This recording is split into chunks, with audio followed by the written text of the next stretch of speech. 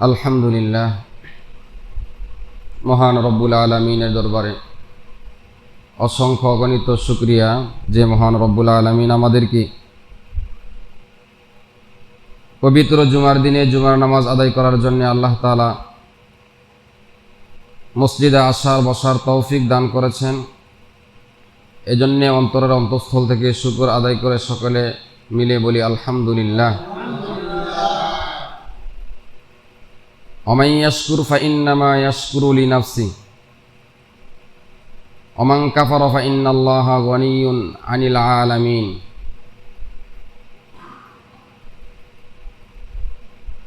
যে শুকর আদায় করে সে নিজেরই উপকার করল, আর যে শুকর আদায় করল না, নিয়ামতের শুকরিয়া আদায় করল না, সে নিজেরই ক্ষতি করল। ওমান কাফারা ফাইন্নাল্লাহা গনিয়্যুন হামিদ। আল্লাহ তাআলা তিনি বান্দার শুকরিয়ার মুখাপেক্ষী নন।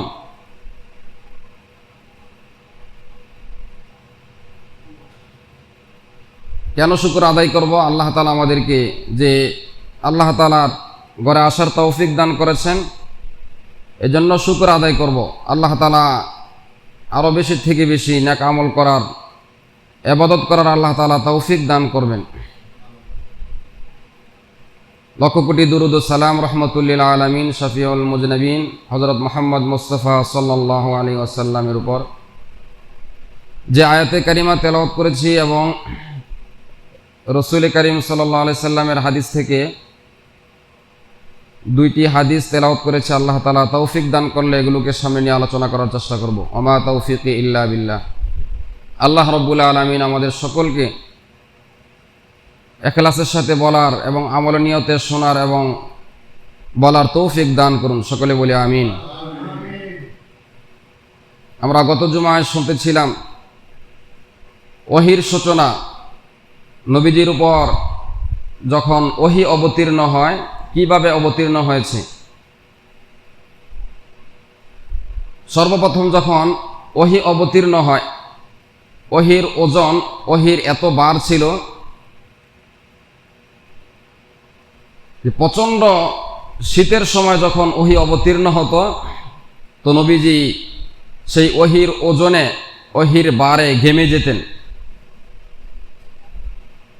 শরীর গরমাক্ত হয়ে যেত।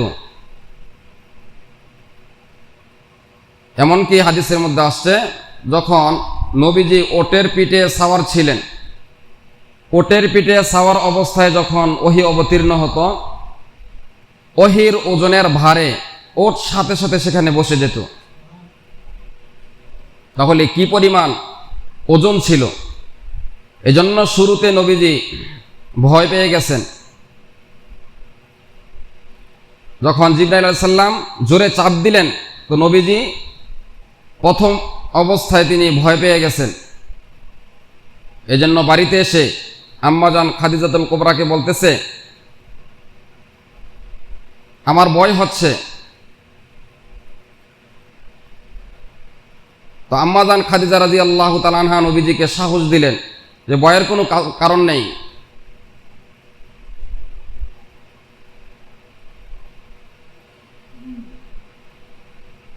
কি করলেন আম্মাজান? ওনাকে চাদর দ্বারা, কম্বল দ্বারা ডেকে দিলেন। আবার আল্লাহ তাআলা আয়াত অবতীর্ণ করলেন, ইয়া আইয়ুহাল মুজাম্মিল, হে কম্বলে আবৃত, কুমিল লাইলা ইল্লা কলিলা, আপনি উঠেন, আপনি উঠেন, কুমিল লাইলা ইল্লা কলিলা, রাতের কিছু সময় আপনি দাঁড়ান, উঠেন, আপনি রবের প্রশংসা করেন। নিসফাহু আও ইনকুস মিনহু কলিলা, আপনি রাতের কিছু সময় তাহাজ্জুদের নামাজ আদায় করেন।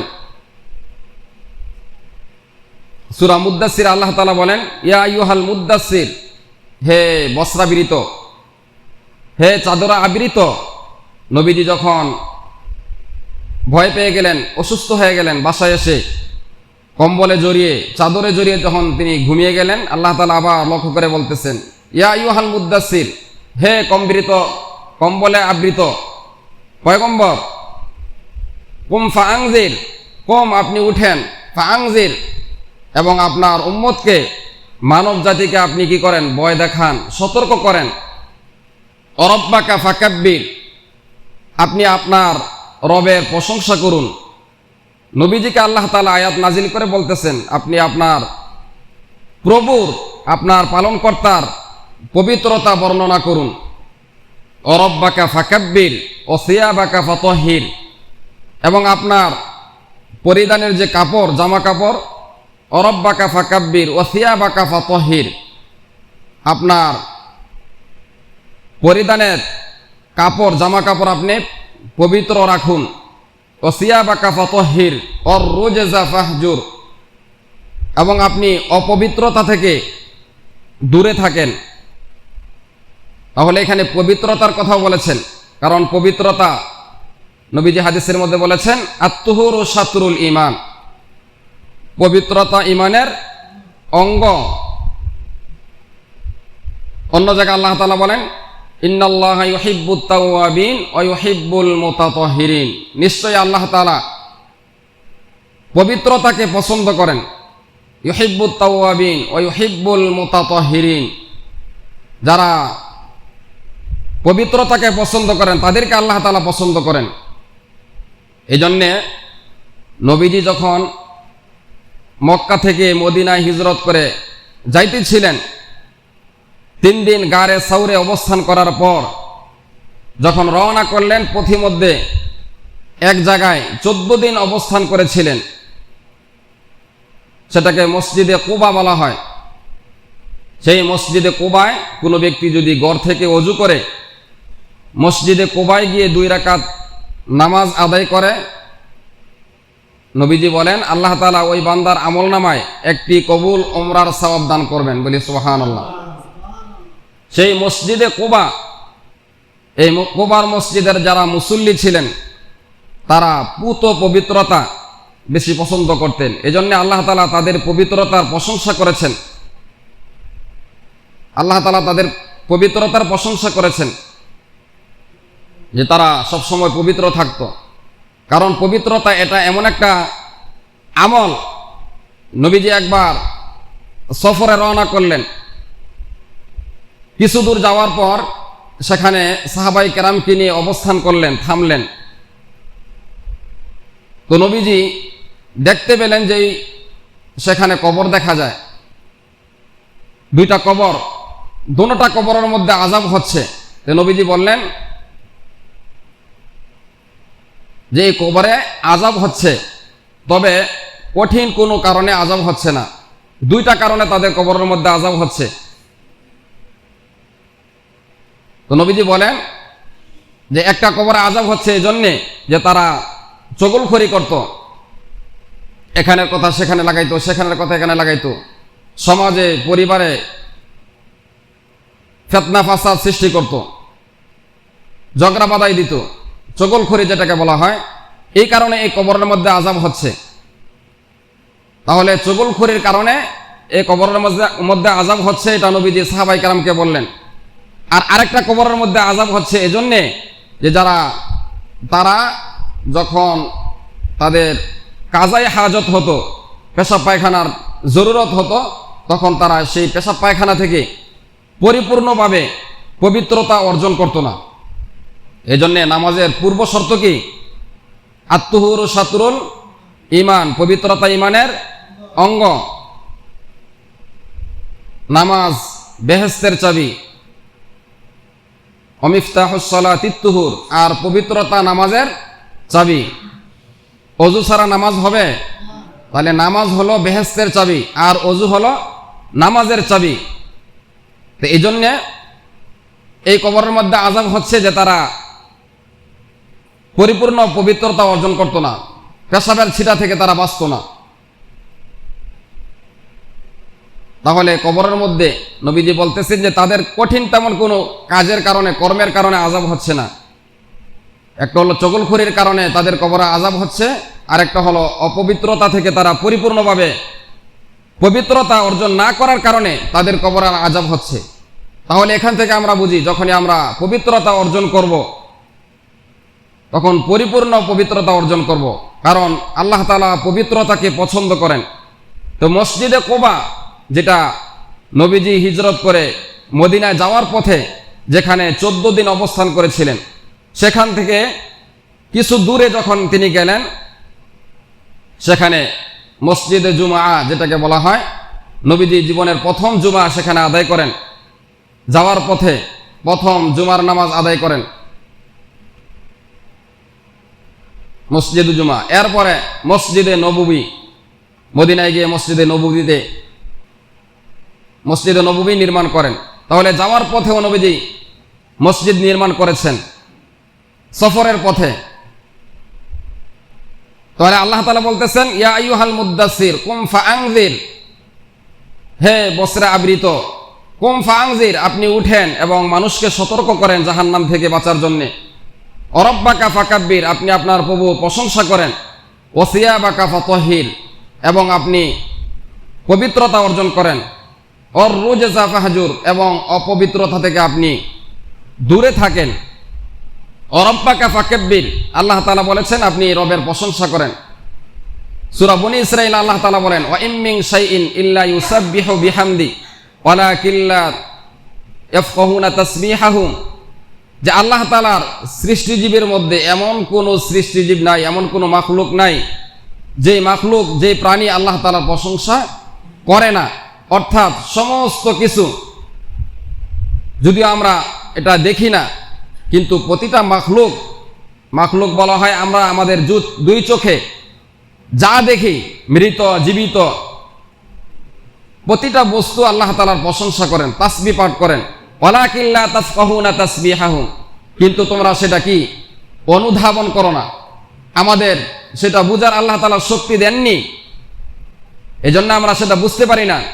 গাছপালা, তরুলতা, পাহাড়, নদী, খালবিল, প্রতিটা মাখলুক আল্লাহ তাআলার প্রশংসায় নিয়োজিত। কেবলমাত্র মানুষ আল্লাহ তাআলার প্রশংসা করে না, অথচ মানুষ সবচেয়ে বেশি আল্লাহ তাআলার নেয়ামত ভোগ করতেছে।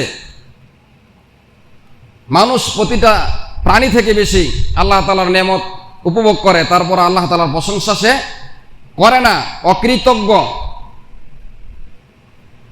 আল্লাহ তাআলা আমাদের সকলকে আল্লাহ তাআলার কৃতজ্ঞ বান্দা হওয়ার তৌফিক দান করুন, সকলে বলি আমিন।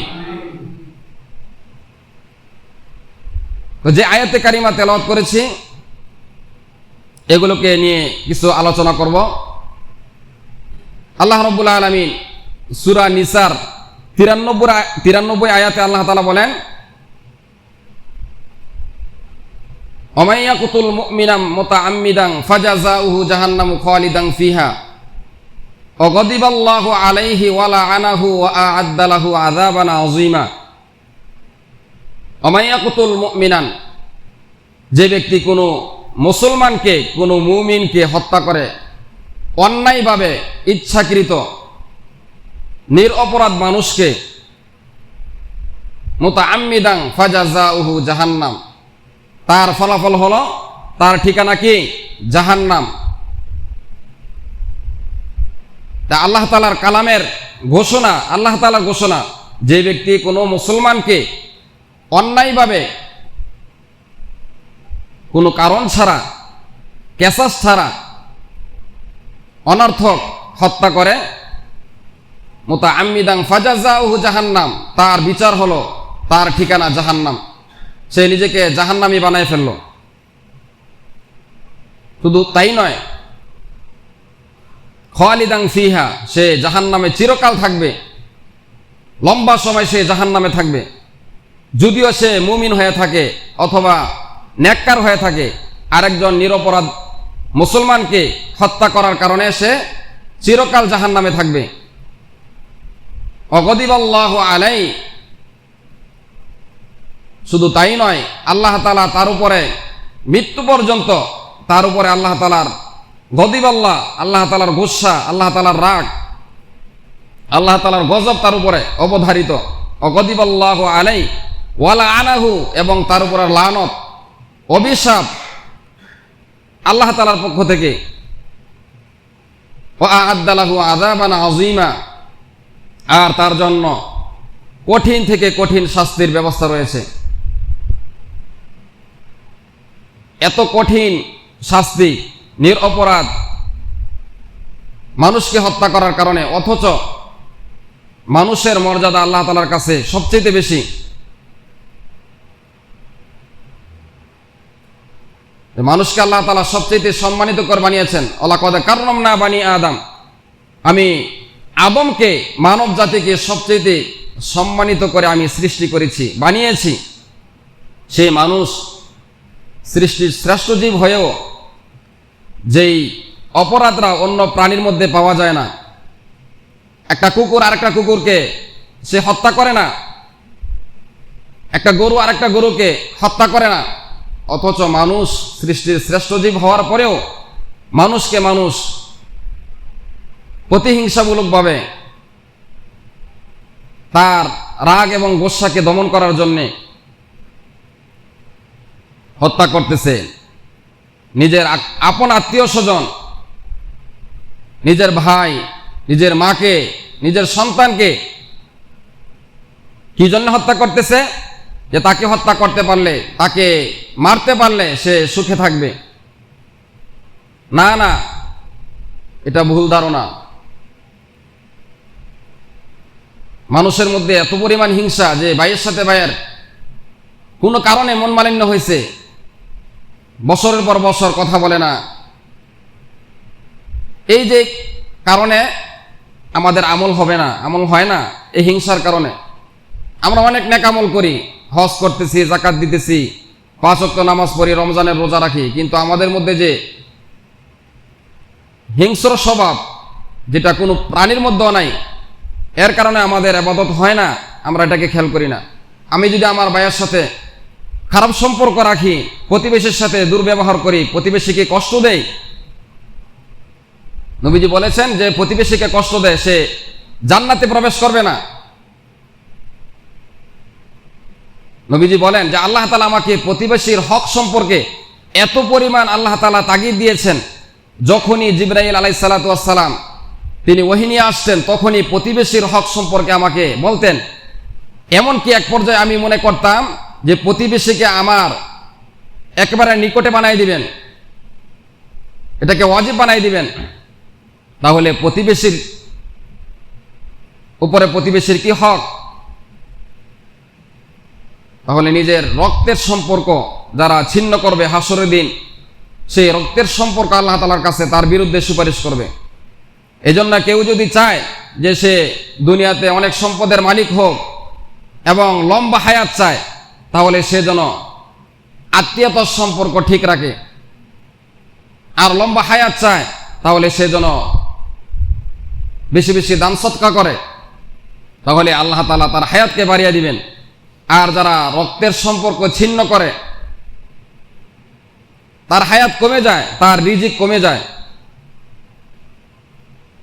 নবীজি বলেন মান সালিমাল মুসলিমুনা মিন লিসানিহি ওয়া ইয়াদি, সে ততক্ষণ পর্যন্ত মুসলমান হতে পারবে না, মুমিন হতে পারবে না, যতক্ষণ পর্যন্ত তার প্রতিবেশী তার হাত এবং জবান থেকে নিরাপদ না থাকবে। যত রকমের প্রতিবেশীকে কষ্ট দেয়া হতে পারে, মানুষের ভালো দেখলে আমাদের সহ্য হয় না, শুধু ক্ষতি করতে চাই, একদিকে ক্ষতি করতে চাই, আরেকদিকে আল্লাহ তাআলার কদমে সেজদা দিয়ে আল্লাহ তাআলার দয়া অনুগ্রহ তালাশ করি। অথচ আল্লাহ তাআলা বলেন যে বান্দার হক, হকুল ইবাদা, যেটা বান্দার হক সেটাকে আল্লাহ তাআলা মাফ করবেন না। হকুল্লাহ, যেটা আল্লাহ তাআলার হক, এটা আল্লাহ তাআলা ইচ্ছা করলে মাফ করে দিতে পারেন, আল্লাহ তাআলা চাইলেই মাফ করে দিতে পারেন। কিন্তু বান্দার হক, যেটা বান্দার হক নষ্ট করছে, বান্দার কাছে ক্ষমা চাওয়ার আগ পর্যন্ত সেটা ক্ষমা হবে না, মাফ হবে না। এই যে প্রতিহিংসা আমাদের মধ্যে, হিংস্রতার স্বভাব, এটা কোনো প্রাণীর মধ্যেও নাই। উলাইকা কাল আনআম বালহুম আদল, তাদেরকে আল্লাহ তাআলা বলেছেন বালহুম আদল, তারা নিকৃষ্ট প্রাণী থেকে, কুকুর থেকে, হিংস্র থেকেও তারা নিকৃষ্ট। শুধু হিংস্র নয়, তারা নিকৃষ্ট প্রাণী থেকেও আরো বেশি নিকৃষ্ট। বালহুম আদল, তাদের চেয়ে আরো বেশি নিকৃষ্ট বলেছেন। অথচ আল্লাহ তাআলা বলেছেন ওয়ালাকাদ কাররামনা বানি আদম, বনি আদম সবচেয়ে সম্মানিত। সেই বনি আদমকে আবার আল্লাহ তাআলা বলেছেন বালহুম আদল, তারা চতুষ্পদ জন্তুর চেয়ে, হাইওয়ান জানোয়ারের চেয়ে বেশি নিকৃষ্ট। এজন্য মানুষের মানুষত্ব হলো তাদের মধ্যে মানবীয় গুণ থাকা, মানুষের প্রতি দয়া থাকা। শুধু মানুষ নয়, হাদিসের মধ্যে আসছে, বুখারী শরীফের হাদিস, কেউ যদি বিনা কারণে অযথা শুধু শুধু একটা চড়ুই পাখি ওকে হত্যা করে, এই চড়ুই পাখি আল্লাহ তাআলার কাছে মামলা দায়ের করবে, আল্লাহ, সে বিনা অপরাধে আপনার বান্দা আমাকে আঘাত করে ঢিল দিয়ে আমাকে হত্যা করেছে বিনা কারণে। হ্যাঁ, আমি যদি আল্লাহ তাআলা যেটাকে আমার জন্য হালাল করেছেন, হালাল পন্থায় জবাই করে আমি খাই, সেটাতে বাধা নাই, নিষেধ করেন নাই, কিন্তু শুধু শুধু অযথা অনার্থক আমি তাকে হত্যা করলাম, আঘাত করলাম, তাহলে এর কারণে আল্লাহ তাআলার কাছে হিসাব দিতে হবে। সূরা মায়েদা আল্লাহ তাআলা বলেন, মিন আজলি যালিকা কাতাবনা আলা বানি ইসরাঈল আন্নাহু মান ক্বাতালা নাফসান বিগাইরি নাফসিন আও ফাসাদিন ফিল আরদ ফাকান্নামা ক্বাতালান নাসা জামিআ ওয়া মান আহইয়াহা ফাকান্নামা আহইয়ান নাসা জামিআ। মান ক্বাতালা নাফসান, যে কোনো নফসকে, কোনো মানুষকে, কোনো জীবকে হত্যা করে, কোনো মানুষকে কেউ অন্যায়ভাবে অনার্থক হত্যা করলো বিনা অপরাধে, ফাকান্নামা ক্বাতালান নাসা জামিআ, সে যেন গোটা জাতিকে হত্যা করলো, ফাকান্নামা আহইয়ান নাসা জামিআ। আর যে ব্যক্তি কোনো মানুষকে বাঁচিয়ে দিল, কোনো মানুষের প্রাণকে বাঁচিয়ে দিল, ওমান আহইয়াহা ফাকান্নামা আহইয়ান নাসা জামিআ, আর সে যেন গোটা মানব জাতিকে হত্যা থেকে বাঁচিয়ে দিল। আল্লাহু আকবার। তাহলে আল্লাহ তাআলার ঘোষণা যে কোনো মানুষকে অন্যায়ভাবে হত্যা করলো, সে একজনকে হত্যা করে নাই, গোটা মানব জাতিকে হত্যা করে ফেললো। আর যে মানুষের হায়াতকে বাঁচিয়ে দিল, জীবন বাঁচিয়ে দিল, সে যেন গোটা মানব জাতিকে বাঁচিয়ে দিল। আর যার মধ্যে এই দোষ এসে যায় যে একজনকে হত্যা করলো, সে হাজারো মানুষকে হত্যা করতে পারবে, তার মধ্যে মানুষের যে মানুষত্ব, মানুষের মর্যাদা, এটা নাই, এটা দূর হয়ে যাওয়ার কারণে সেটা করছে। এজন্যে এই পৃথিবীতে যখন সর্বপ্রথম হত্যা সংগঠিত হয়, আদম আলাইহিস সালাতু ওয়াস সালামের দুই সন্তান হাবিল এবং কাবিল, এই দুই ভাই যখন বিবাহ নিয়ে, মেয়ে নিয়ে যখন তাদের মধ্যে ঝগড়া শুরু হয়ে যায়, তো কাবিল হাবিলকে হত্যা করে। লাইম বাসাত্তা ইলাইয়া ইয়াদাকা লিতাকতুলানি মা আনা বিবাসিতি ইয়াদি ইলাইকা লিআকতুলাক, যে আমি যদি আমার বোনকে বিবাহ করতে না পারি তাহলে তোমাকে লাআকতুলান্নাক, আমি তোমাকে হত্যা করব। তো হাবিল বলছে, আমি তোমার দিকে হাত বাড়াইব না, তোমাকে কিছু করব না, তুমি তোমার নিজের পাপ এবং আমার পাপ বহন করে তুমি আল্লাহ তাআলার কাছে যাবে। এই জন্যে কিয়ামত পর্যন্ত যত হত্যা সংগঠিত হবে পৃথিবীতে, এর একটা অংশ গুনাহের এই কাবিলের আমল নামায় চলে যাবে। তাহলে পৃথিবীতে সর্বপ্রথম হত্যা সংগঠিত হয়েছে মহিলার কারণে, সুন্দরী মেয়েকে বিবাহ করার কারণে এই পৃথিবীতে সর্বপ্রথম হত্যা সংগঠিত হয়। তাহলে বোঝা যায় কিয়ামত পর্যন্ত সবচেয়ে বেশি হত্যা সংগঠিত হবে মেয়েদের কারণে। নবীজি বলেছেন, আমি আমার উম্মতকে নিয়ে দুইটা জিনিস নিয়ে আমি ভয় করি, একটা হলো সম্পদ, আর একটা হলো নিসা, মহিলা। এই দুই ফিতনায় আমার উম্মত পড়ে যাবে, সম্পদের দোকায় পড়ে যাবে, নারীদের দোকায় পড়েও নিজে নষ্ট হয়ে যাবে, ধ্বংস হয়ে যাবে। তাহলে যে মানুষকে অন্যায়ভাবে হত্যা করলো, সে যেন গোটা মানব জাতিকে হত্যা করলো, আর যে মানুষের জীবনকে বাঁচিয়ে দিল, সে যেন গোটা মানব জাতিকে বাঁচিয়ে দিল। সামান্য বিষয় নিয়ে, একেবারে সামান্য তুচ্ছ বিষয় নিয়ে আমাদের সমাজে, দেশে মানুষ হত্যা, গুম, এই যে অপরাধ, এটা খেলনার মতো হয়ে গেছে, রং তামাশার মতো হয়ে গেছে, এটা খেলাধুলার মতো হয়ে গেছে।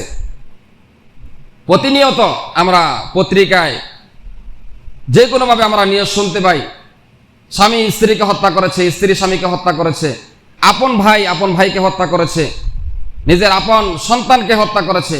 এই ঘটনাগুলো সংঘটিত হচ্ছে। মানুষ হয়ে আপন মানুষকে, নিজের রক্তের সম্পর্ক তাদেরকে হত্যা করতেছে।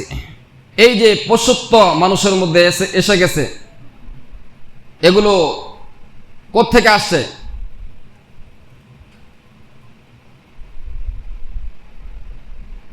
অথচ যারা এগুলোকে জন্ম দেয়, যাদের কারণে সমাজের মধ্যে ফিতনা ফাসাদ, মারামারি কাটাকাটি হচ্ছে, সিনেমা এগুলোর কারণে, নাটকের কারণে, এগুলো থেকে মানুষ শিক্ষা নিচ্ছে। এগুলো দেখে দেখে কিভাবে পরকীয়া করা হয়, কিভাবে হত্যা করে, এগুলো দেখে দেখে, ছবি দেখে দেখে, নাটক দেখে দেখে সেখান থেকে এগুলো অর্জন করতেছে। আর যারা এগুলোকে বানায় তারা সমাজকে কি দিল? তারা সমাজের মধ্যে পরকীয়া ছড়াইতেছে, হত্যা, এগুলো তো তাদের মধ্যে শিক্ষা আছে। শেখার কি আছে তাদের মধ্যে? যারা নাটক তৈরি করতেছে তারা তো এগুলোই শেখায়। অথচ তাদের মতো ওই সমস্ত নর্তকী দিয়ে সংসদকে ভরে দেওয়া হয়েছে। মমতাজের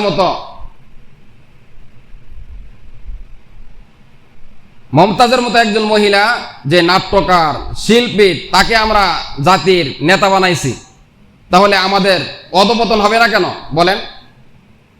আমরাই তো সমর্থ দেই।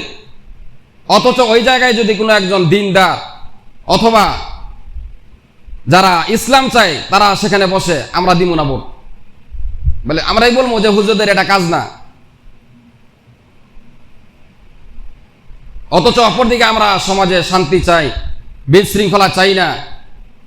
এই যে এখন নতুন নতুন উপদেষ্টা নেওয়া হচ্ছে, যারা নাস্তিক, খোদাদ্রোহী, কোরআনের দুশ্মন, রসুলের দুশ্মন, আল্লাহর দুশ্মন, দ্বীনের দুশ্মন, নাস্তিক, তাদেরকে আমরা সেখানে বসাইতেছি। অথচ 18 কোটি মানুষের কি চাহিদা, জনগণ কি চায়, সমাজ মানুষ কি চায়? প্রতিটা গ্রামগঞ্জের মানুষ চায় শান্তি, ইসলাম চায়। অথচ সেখানে যারা খোদাদ্রোহী, কোরআন বিরোধী, তাদেরকে, যারা শাহবাগী, তাদেরকে আমরা সেখানে বসাইতেছি। যারা নাট্যকার, তাদেরকে আমরা সেখানে বসাইতেছি। তারা সমাজকে কি উপহার দেবে? তাদের পরিবারে তো কোনো শান্তি নেই। এমন কোন যারা নাট্যকার, এমন কোন পরিবার নাই যারা একাধিক বিবাহ করে নাই, পরকীয়া করে নাই। তারা মানুষকে ভালোবাসার সবক দেয়, তারা জাতিকে ভালোবাসার সবক দেয়, অথচ তাদের পরিবারে ভালোবাসা নাই। একাধিক বিবাহ স্ত্রী করতেছে, স্বামী করতেছে। তাদেরকে আমরা নেতা বানাই, তাদেরকে আমরা নিজেদের আইডল মনে করি। তাহলে আমাদের কিভাবে সফলতা আসবে বলেন? আমাদের চোখে আঙ্গুল দেখাই দিতেছে, তারা একের পর এক অপরাধ করতেছে, তারপর আমরা তাদেরকে সাপোর্ট দিয়ে যাচ্ছি। তাহলে কিভাবে আমাদের শান্তি আসবে, সুখ আসবে, সমাজে মানুষের অধিকার প্রতিষ্ঠা হবে? তাহলে তুচ্ছ বিষয় নিয়ে আমরা একে অপরকে হত্যা করতেছি। চাই সে অমুসলিম হোক। কয়েক বছর পূর্বে হিন্দু ছেলেটা বিশ্বজিৎ, তাকে নির্মমভাবে, নৃশংসভাবে তাকে হত্যা করা হয়। কিসের কারণে? রাজনীতির প্রতিহিংসার কারণে। এই যে তাকে হত্যা করলাম, যারা হত্যা করেছে হয়তোবা তাদের মামলা হয়েছে, কয়েক বছর পরে বেকসুর খালাস পেয়ে গেছে, দুনিয়াতে সে মুক্তি পেয়ে গেল ক্ষমতার কারণে, রাজত্বের কারণে। কিন্তু আল্লাহ তাআলার বিচার থেকে সে বাঁচতে পারবে বলেন? বাঁচার সুযোগ আছে? দুনিয়াতে আমি দল করার কারণে আমাকে বাঁচাই দিবে, কয়েক বছর জেলে থাকার পরে আবার মুক্তি দিয়ে দিবে। দুনিয়াতে আমি বেঁচে গেলাম, পার পেয়ে গেলাম, কিন্তু আল্লাহ তাআলার কাছে আমি তো পার পাবো না। ফাজাযাউ জাহান্নাম, এর কারণে আমাকে চিরকাল জাহান্নামে থাকতে হবে। আমি তো তাকে হত্যা করে দুনিয়াতে না আমি শান্তিতে থাকতে পারবো না, পরকালে আমি দুনিয়াও হারাইলাম, আখিরাতও হারাইলাম। এই যে সমাজে এই হত্যা সংগঠিত হচ্ছে, একটা পাখিকে হত্যা করলে যেরকম আমাদের কষ্ট লাগে, তার চেয়ে আরো বেশি হালকা হয়ে গেছে, মশা মারার মতো হয়ে গেছে। সামান্য বিষয় নিয়ে তর্ক করে, একেবারে এমনকি ক্ষুদ্র মুরগি নিয়ে, হাঁস নিয়ে, ডিম নিয়ে, এগুলো নিয়ে পর্যন্ত হত্যা হয়ে যায়। কি পরিমাণ আমাদের মধ্যে হিংস্র ভাব এসে গেছে বলেন। এটা এতটা ছড়াইতেছে সমাজের মধ্যে, এমন ভাবে বাড়তেছে, জানি না আরো সামনে কতটা এরকম হবে, আরো বাড়বে। এগুলো কিয়ামতের আলামত। অযোগ্যরা কিনা সমাজে নেতা হবে, সমাজ পরিচালনা করবে, হত্যা বেড়ে যাবে, নাটক, সিনেমা, গান, বাদ্য এগুলো বেড়ে যাবে, বেহায়াপনা, অশ্লীলতা এগুলো বেড়ে যাবে। আমরা মনে করতেছি কিয়ামত মনে হয় আরো অনেক দূরে, না, কিয়ামত একেবারে নিকটে চলে আসছে। যারা ইমাম মাহাদির সৈনিক তারাও প্রস্তুত হইতেছে, আর যারা দাজ্জালের সৈনিক অনুসারী, সেই দাজ্জালের সিফতগুলো আমাদের সমাজের যুবকদের মধ্যে পাওয়া যায়। যুবকদের চেহারা, সুরত, আকৃতি, চলাফেরা, উঠা বসা, এই সব কিছুর মধ্যে দাজ্জালের সেই চিহ্নগুলো আমরা দেখতে পাই। অথচ কিয়ামতের আলামত যদি আমরা বর্ণনা করি, আমরা এগুলো শুনতে চাই না। নবীজি একদিন সাহাবায়ে কেরামকে নিয়ে লম্বা সময় পর্যন্ত কিয়ামতের আলোচনা করেছেন। ফজরের পর থেকে শুরু করেছেন যোহর পর্যন্ত, যোহরের নামাজ আদায় করেছেন, আবার যোহর থেকে আসর পর্যন্ত, আসর থেকে মাগরিব পর্যন্ত, মাগরিব থেকে এশা পর্যন্ত লম্বা সময় কিয়ামতের আলোচনা করেছেন। তখন নবীজি বলেছেন যে কিয়ামত এতটা নিকটে, এই 2 আঙ্গুল দেখায় বলছেন। এখন তো 1450 বছর হয়ে গেছে। তাহলে কিয়ামতের আর বেশি সময় বাকি নাই। কিয়ামতের পূর্বে যে সমস্ত ঘটনা সংঘটিত হবে এগুলো অধিকাংশ হয়ে গেছে, পুরাই হয়ে গেছে, বাকি নাই আর তেমন কিছু। দাসী মুনিবকে প্রসব করবে। এই যে নিজের আপন সন্তান, গর্ভধারিণী সন্তান, যে মায়ের পেট থেকে সন্তান দুনিয়াতে আসছে, সেই সন্তান আপন মাকে হত্যা করেছে। শোনেন নাই আপনারা? দেখেন নাই? পান নাই? এটা কি কিয়ামতের আলামত নয়? যে সন্তানকে নিয়ে পেটে এত কষ্ট করেছেন মা, সে সন্তান মাকে কিভাবে হত্যা করতে পারে? কতটা নিকৃষ্ট হইতে পারলে সে নিজের আপন মাকে হত্যা করে আবার সেটা ডিপ ফ্রিজে রেখে দেয়। আজকে সেই সমাজ কতটা নিকৃষ্ট হয়ে গেছে বলেন। এইটা যে আমাদের সমাজে, আমাদের মহল্লায়, পাড়ায় হবে না, এর কোনো গ্যারান্টি আছে? আমাদের ছেলেমেয়েরা ভিতরে ভিতরে এরকম তাদের আদর্শ লালন করে, তাদের মধ্যে সেগুলো তারা খেয়াল করে।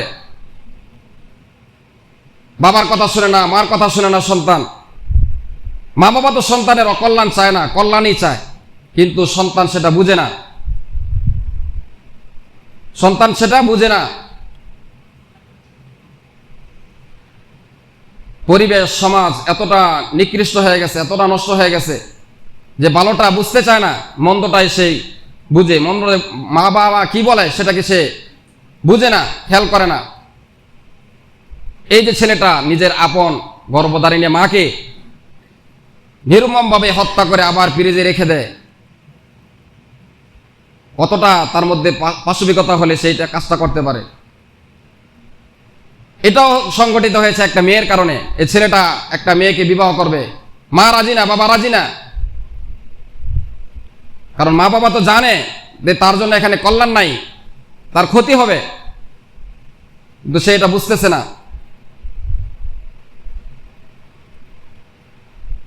এর কারণে মাকে সে হত্যা করলো। কিছুদিন পূর্বে আমরা দেখেছি আমরা ঢাকা ভার্সিটির মতো জায়গায় যারা শিক্ষিত, বুয়েটের ছাত্র, এরকম যোগ্য যোগ্য ছাত্রগুলো, তাদের মধ্যে পড়াশোনা কি নাই, তাদের মধ্যে ওহির যে লেখাপড়া, ওহির পড়াশোনা নাই, আল্লাহর পরিচয় নাই, আখিরাতের পরিচয় নাই, কিন্তু দুনিয়াবি অনেক শিক্ষায় শিক্ষিত। দুনিয়াবি ক্ষেত্রে সে অনেক শিক্ষিত হইতে পারে, কিন্তু তার মধ্যে কেন এগুণ হলো যে তারা 1 প্লেট ভাতের বিনিময়ে তাকে হত্যা করলো, তফাজ্জলকে। অযথা অনার্থক তাকে কেন হত্যা করবে?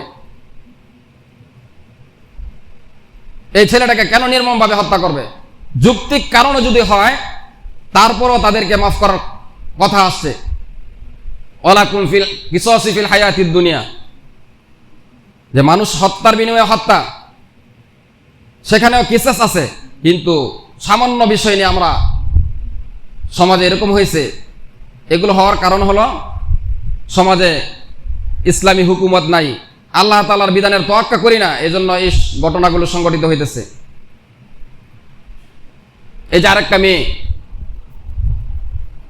6-7 বছরের বাচ্চা, এই মেয়েটাকেও নির্মমভাবে হত্যা করা হয়। তার প্রতিবেশী, তারই নিকটের, এই যে ঘটনাগুলো সংঘটিত হইতেছে একের পর এক আমাদের সমাজে, তো আমরা দুই চারটা যেগুলো একদম নির্মমভাবে সমস্ত মানুষ মিলে আনন্দ উল্লাস করে জঘন্যভাবে হত্যা সংঘটিত করে সেগুলো আমরা বলি, অথচ দৈনিক শত শত এরকম ঘটনা আমরা পত্রিকায় পাতায় এগুলো দেখতে পাই। এগুলো বাড়তে বাড়তে এতটা ব্যাপক হয়ে যাচ্ছে যে মানুষের রক্ত এটা মশার রক্তের মতন হয়ে গেছে। আমরা মশাকে যখন থাবড়া দিয়ে মেরে ফেলি, এটা নিজের কাছে তেমন কিছু লাগে না, ঠিক এরকম হয়ে যাচ্ছে আমাদের মধ্যে। আল্লাহ তাআলা আমাদের সকলকে এই সমস্ত প্রতিহিংসা থেকে, এই হিংসাত্মক ভাব থেকে আল্লাহ তাআলা আমাদের সকলকে হেফাজত করেন, এবং আমাদের ছেলেমেয়ে, পরিবার, পরিজন সবাইকে আল্লাহ তাআলা এগুলো থেকে আল্লাহ তাআলা হেফাজত করেন।